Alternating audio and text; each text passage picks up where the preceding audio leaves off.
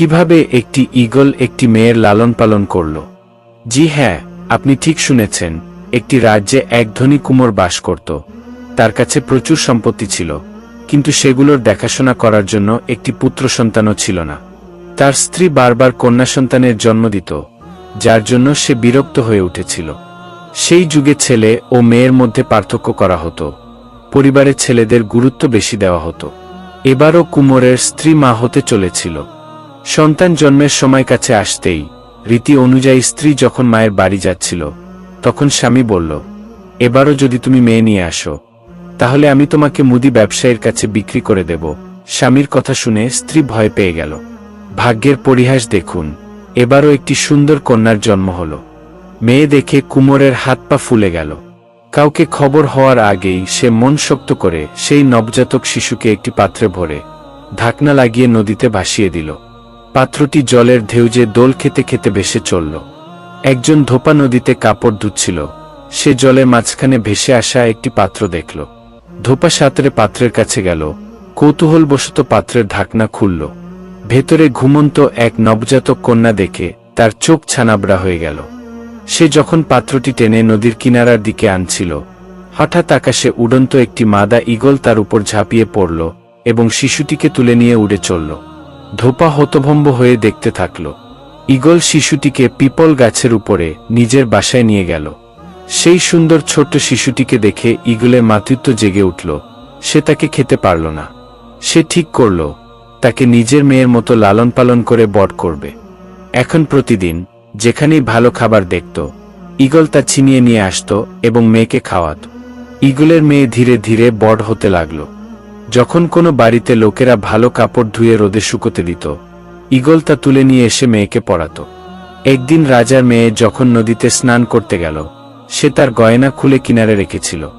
Eagle সুযোগ বুঝে সেগুলো তুলে নিয়ে এলো এবং মেয়েকে পরিয়ে দিল। এভাবে চিরুনি, সিঁদুর, আয়না, সুগন্ধি তেলের ডিব্বা, মেয়েদের যা কিছু প্রয়োজন যেখান থেকেই পেত, তুলে নিয়ে এসে মেয়েকে দিত।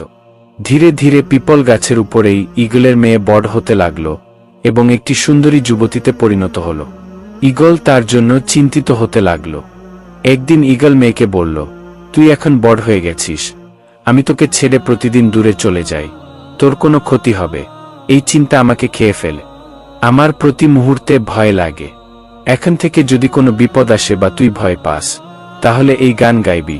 আমি তৎক্ষণাৎ উড়ে তোর কাছে চলে আসব। আহত পাতলরে কিশোরে, চলুনি আই মোর আগ দে পরে। অর্থাৎ পিপলের পাতা কাঁপছে আর দোলছে, আমার ঈগল মা আমার সামনে এসো। একদিন একজন বণিক সেই পথ দিয়ে যাচ্ছিল। গরম থেকে বাঁচতে সে পিপল গাছের ছায়ে বসল। হঠাৎ একটি লম্বা চুল তার হাতে এসে পড়ল। চারদিকে তাকিয়ে উপরের দিকে দেখতেই ঈগলের সুন্দরী মেয়েকে দেখতে পেল। সে তখন চুল আঁচড়াচ্ছিল।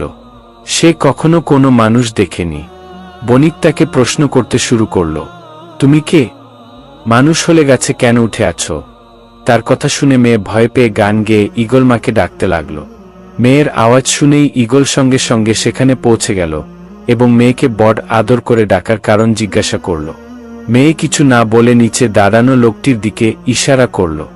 ঈগল মা সেই তরুণ ও সুদর্শন পুরুষটিকে দেখে ভাবল, যদি এর সঙ্গে আমার মেয়ের বিয়ে হয়, তাহলে আমার চিন্তা দূর হবে। সে নিচে উড়ে এসে বণিকের কাছে গেল এবং মেয়ের সম্পর্কে সবকিছু বলল। বণিক বলল, আমি একজন ধনী ব্যক্তি, কিন্তু আমার ইতিমধ্যেই 7 জন স্ত্রী আছে। যদি এতে তোমার কোনো আপত্তি না থাকে, তাহলে আমি তোমার সুন্দরী মেয়ের সঙ্গে বিয়ে করতে প্রস্তুত। আমি তোমাকে আশ্বাস দিচ্ছি, তাকে আমি অনেক সুখে ও ভালোবাসায় রাখব এবং কখনো কষ্ট দেব না।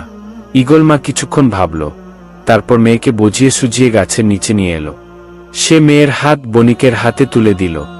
মায়ের থেকে বিচ্ছেদের দুঃখে কাঁদতে কাঁদতে মেয়ে বলল, যখনই তোমার প্রয়োজন হবে সেই গান গেয়ে আমাকে ডাকিস, আমি তৎক্ষণাৎ হাজির হব। বণিক ঈগলের সুন্দরী মেয়েকে বাড়ি নিয়ে গেল এবং অনেক ভালোবাসা ও যত্নে তার সঙ্গে জীবন কাটাতে লাগল। এই বিষয়টি তার প্রথম স্ত্রীদের সহ্য হল না। তারা ঈগলের মেয়ের প্রতি ঈর্ষা করতে লাগল। তারা ছলকপট করে তাকে কষ্ট দিতে শুরু করল। একদিন 7 জন স্ত্রী এসে তাকে সবার জন্য ভাত রান্না করতে বলল, বিশেষ করে চালের ভাত। ঈগলের মেয়ের চোখের সামনে অন্ধকার নেমে এলো, কারণ রান্না করা তো দূরের কথা, সে কখনো কাউকে ভাত রান্না করতেও দেখেনি।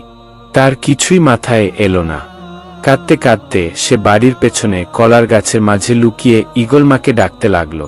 ঈগল মা আওয়াজ শুনেই তৎক্ষণাৎ তার সামনে হাজির হল এবং বড় আদর করে ডাকার কারণ জিজ্ঞাসা করল। মেয়ে বলল, মা, আমার 7 জন সতীন মিলে আমাকে একা সবার জন্য ভাত রান্না করতে বলেছে, কিন্তু আমি তো কিছুই জানি না। যদি আমি না বানাতে পারি তাহলে তারা আমার স্বামীর কাছে আমার নিন্দা করে আমার ক্ষতি করবে। ঈগল মা বলল, মেয়ে, তুই ভয় পাস না, আমি যেমন বলি তুই তেমন কর। একটি পাত্রে জল ভরে তাতে একটি চাল ফেলে দে, আরেকটি পাত্রে জল ভরে একটি পাতাযুক্ত সবজির পাতা ফেলে দে। 2টি পাত্রের উপর ঢাকনা দিয়ে নিচে একটি করে কাঠ জ্বালিয়ে তুই বাড়ি থেকে বেরিয়ে কিছুক্ষণ বসে থাক। দেখবি 2টি পাত্রেই অফুরন্ত ভাত ও সবজি তৈরি হয়ে যাবে। এই বলে ঈগল উড়ে চলে গেল। মেয়ে ঠিক তেমনটাই করল। রান্না তৈরি হয়ে গেলে সে তার সতীনদের ভাত খেতে ডাকল। 7 জন সতীন তাদের প্রত্যেকের থালার নিচে একটি করে ছিদ্র করে রেখেছিল। যখনই সে ভাত ও সবজির ঝোল পরিবেশন করত, ছিদ্র দিয়ে সব ঝোল বেরিয়ে যেত। তারা আবার বলতো, ভাত শেষ হয়ে গেছে, আরো নিয়ে আয়। অফুরন্ত পাত্র থেকে খাবার পরিবেশন করার কারণে খাবার শেষ হচ্ছিল না। অবশেষে 7 জন সতীন হেরে গিয়ে লজ্জায় উঠে চলে গেল। একদিন 7 জন সতীন মিলে ঈগলের মেয়েকে গোয়ালে গরু রাখতে এবং বাড়ি পরিষ্কার করতে বলল। তার কোথায় পরিষ্কার পরিচ্ছন্নতার অভ্যাস ছিল, সে তো কখনো কিছুই করেনি। সে গোয়ালে গরুদের মাঝে গিয়ে কাঁদতে কাঁদতে ঈগল মাকে ডাকতে লাগল।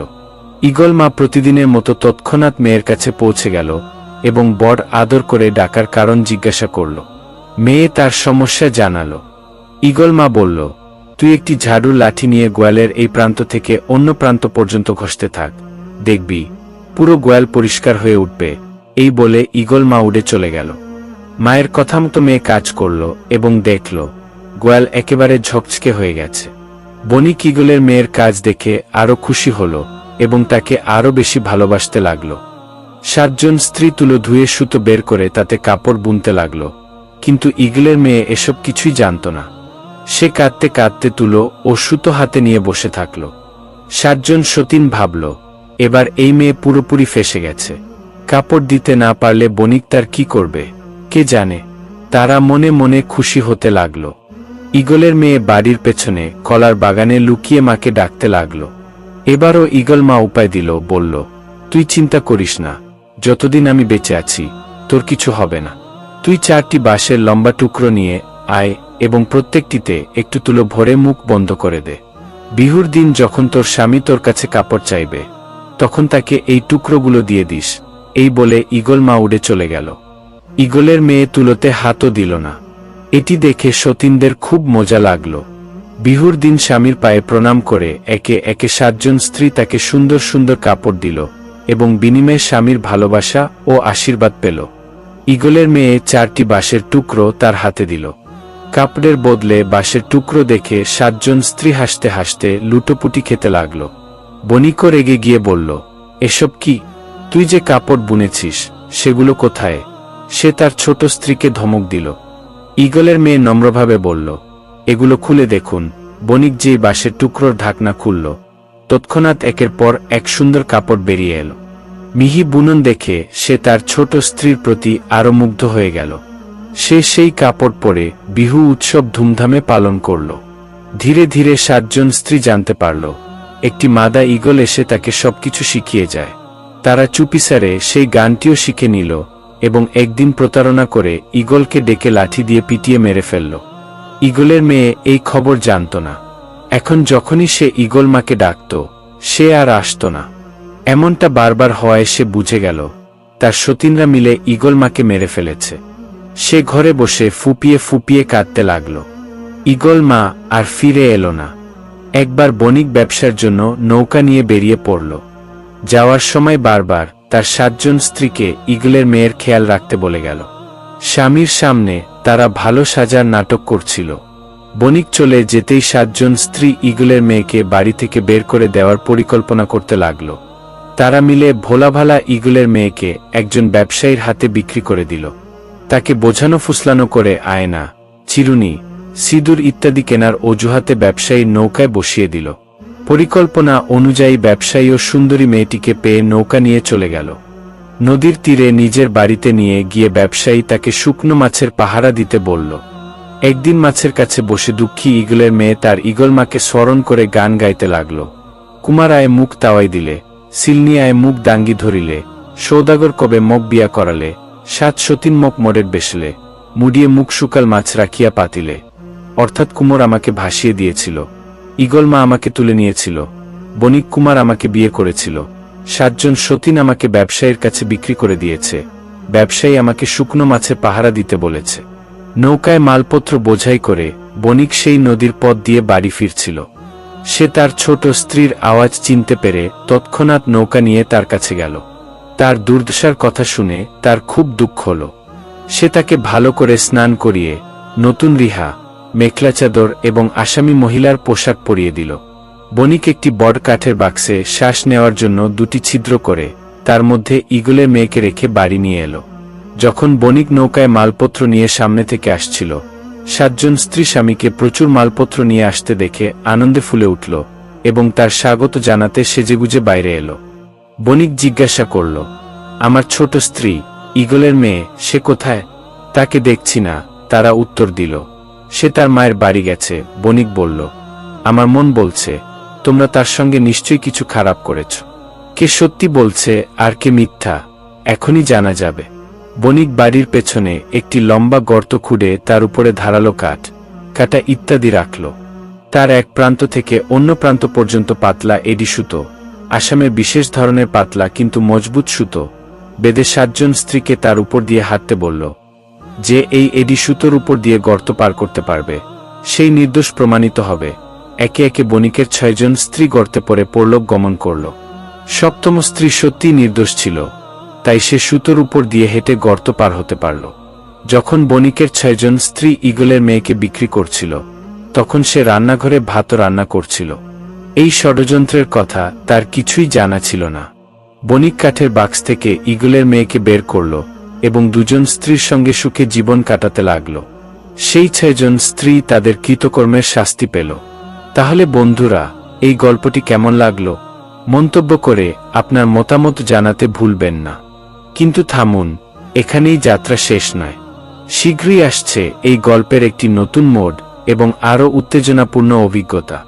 সঙ্গে থাকুন এবং দেখতে ভুলবেন না।